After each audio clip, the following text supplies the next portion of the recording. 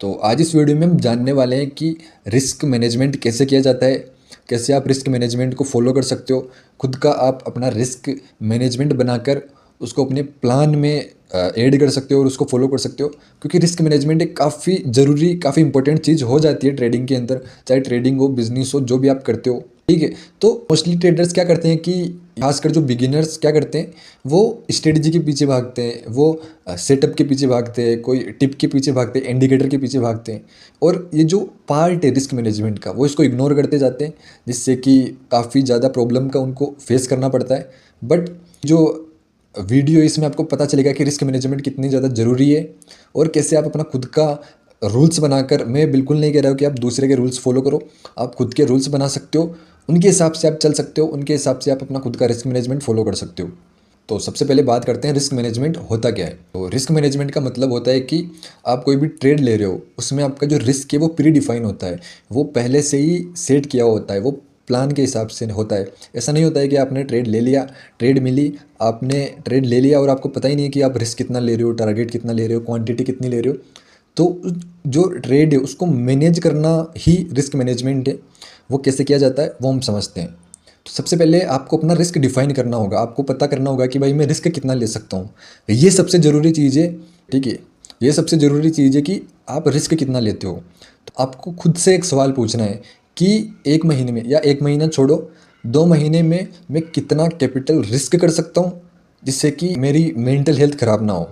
मतलब कि 2 महीने में मैं कितने पैसे रिस्क कर सकता हूँ, कितने पैसे, अगर वो पूरे पैसे अगर मैं लॉस भी कर दूँ उनको, तो मेरे को बहुत ज़्यादा फ़र्क ना पड़े, ठीक है। आपके पास एक नंबर निकल कर आएगा। मान लेते हैं आपके पास $200 निकल कर आ रहा है। अब आप उन $200 को कैलकुलेट करो कि 2 महीने का, कि एक दिन में आप कितना रिस्क करोगे उनमें से। तो आपके पास एक नंबर मान लेते हैं कि आपके पास 6.5, या मान लेते हैं आपके पास $60 वहाँ पर निकल कर आ रहा है। अब फिर से आप खुद से एक सवाल पूछो कि क्या $60 वो नंबर है जिससे कि मैं एक दिन में लॉस कर सकता हूँ, जिससे कि मेरा जो माइंड सेट है, जो साइकोलॉजी है, वो ख़राब ना हो, मेरे माइंड पर बहुत ज़्यादा प्रेशर ना पड़े। अगर वो नंबर भी आपको बड़ा लग रहा है तो उस कैपिटल को आप और डिक्रीज़ करो और ऐसा नंबर निकाल लो जिससे कि आपको बहुत ज़्यादा फ़र्क भी ना पड़ रहा हो, ऐसा भी ना हो कि आप डिप्रेशन में चले जाओ, और ऐसा भी ना हो कि आपको उससे फ़र्क ही ना पड़े, ठीक है। जब आप ये नंबर डिफाइन कर लो, मान लेते हैं आपके पास $10 आ गया कि आप एक दिन में $10 का रिस्क कर सकते हो, जिससे कि आप 2 महीने तक लगातार रिस्क करते जाओ, लगातार लॉस करते जाओ, तो भी आपको कोई बहुत ज़्यादा फ़र्क ना पड़े, क्योंकि आपको पता है ना कि एट द एंड इतना ही पैसा जाने वाला है। आपने पहले ही उसको सेट करके रखा है। तो इससे होगा क्या, जब भी आप ट्रेड लोगे, भले ही वो प्रॉफिट में जाए, माइनस में जाए, वो आपको इमोशनली डैमेज नहीं कर पाएगी। जो ट्रेड लेते हैं आपके इमोशन ट्रिगर्ड हो जाते हैं, वो कहीं ना कहीं कम हो जाएंगे और आप लॉजिकल वे में ट्रेड ले पाओगे, ट्रेड को अच्छे से मैनेज कर पाओगे, ठीक है। इसको आपके ट्रेडिंग प्लान में सेट करना जरूरी है। ये चीज़ बिल्कुल मैटर करती है कि आप दिन में कितनी ट्रेड लेते हो। अगर आप दिन में 3 से ज़्यादा ट्रेड लेते हो तो वो आपकी ओवर ट्रेडिंग मानी जाएगी। दिन में अगर आप 2 ट्रेड भी लेते हो तो वो भी इनफ होती है, वो भी अच्छी होती है।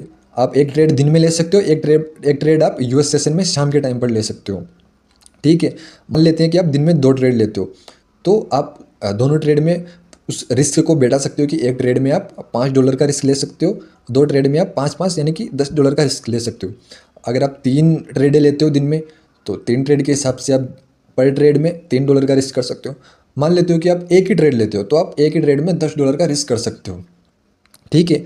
ये सबसे ज़्यादा इंपॉर्टेंट है कि आप ट्रेड को जितना मिनिमाइज रखोगे उतनी आप क्वालिटी वाली ट्रेड लोगे। अब समझते हैं कि इससे होगा क्या, रिस्क मैनेजमेंट करने से क्या क्या बेनिफिट हो सकते हैं। तो अगर आपको पता होगा कि भाई 2 महीने में आपके इतने पैसे जाने वाले हैं, आप इतने पैसे रिस्क करने वाले हो, तो आपका जो डर है, एक ट्रेड को लेने के बाद इंसान के अंदर जो डर आ जाता है वो ख़त्म हो जाएगा। आपके इमोशंस पूरी तरीके से ख़त्म हो जाएंगे। हाँ, थोड़े बहुत रहेंगे, बट इतना नहीं होगा कि वो आपकी ट्रेड को इन्फ्लुएंस करे, वो आपके माइंड सेट को इन्फ्लुएंस करे। साथ ही आपकी जो साइकोलॉजी है, वो साइकोलॉजी डेवलप होती जाएगी, आपका कॉन्फिडेंस डेवलप होता जाएगा, क्योंकि आप सेम लॉस के साथ ट्रेड ले रहे हो, सेम क्वांटिटी के साथ ट्रेड ले रहे हो। इससे आपकी साइकोलॉजी डेवलप होगी। वो साइकोलॉजी डेवलप होगी कि आप बड़ी कैपिटल को संभाल सकते हो। आप वो ट्रेडर बन जाओगे जो एक डिसिप्लिन के साथ चल सकता है। बाकी ट्रेडर्स तो गलती कर ही रहे हैं, उनको पता ही नहीं है कि लॉस कितना ले रहा है, प्रॉफिट कितना लेना है, क्वांटिटी कितनी लेनी है। क्या है कि उनकी ट्रेड सही भी जाती है, उनका प्रॉफिट भी होता है, बट रिस्क मैनेजमेंट ना करने की वजह से वो कभी प्रॉफिट में नहीं रह पाते, ना उनकी वो साइकोलॉजी डेवलप होती है, क्योंकि वो कभी छोटा लॉस लेते हैं, कभी बहुत बड़ा लॉस ले लेते हैं। तो ये जो बड़ा लॉस लेते हैं, ये उनकी पूरी साइकोलॉजी ख़राब कर देता है, पूरा जो ट्रेडिंग स्ट्रक्चर है वो पूरा बिगाड़ देता है। तो काफ़ी ज़्यादा इंपॉर्टेंट है कि आप इन चीज़ों को फॉलो करो, इन पर फोकस करो। जो काम की चीज़ें, रिस्क रिवार्ड हो गया, रिस्क मैनेजमेंट हो गया, अपना माइंड सेट हो गया, इन चीज़ों पर फोकस करो। यही चीज़ें आपको बाद में काम आएगी। पैसे तो आप कमा लोगे, 3 साल का लॉस आप 1 महीने में कवर कर सकते हो, बट अगर ये माइंड सेट डेवलप करते रहोगे तो आपको काफ़ी ज़्यादा बेनिफिट मिलेगा। बाकी अगर आपको रिस्क मैनेजमेंट पर रिस्क रिवार्ड पर अगर आपको वीडियो देखनी है तो आप हमारी वीडियो चेक कर सकते हो, मैं डिस्क्रिप्शन में लिंक डाल दूंगा। बाकी हम मिलते हैं आपको इसकी नेक्स्ट वीडियो में नए टॉपिक के साथ। Thank you.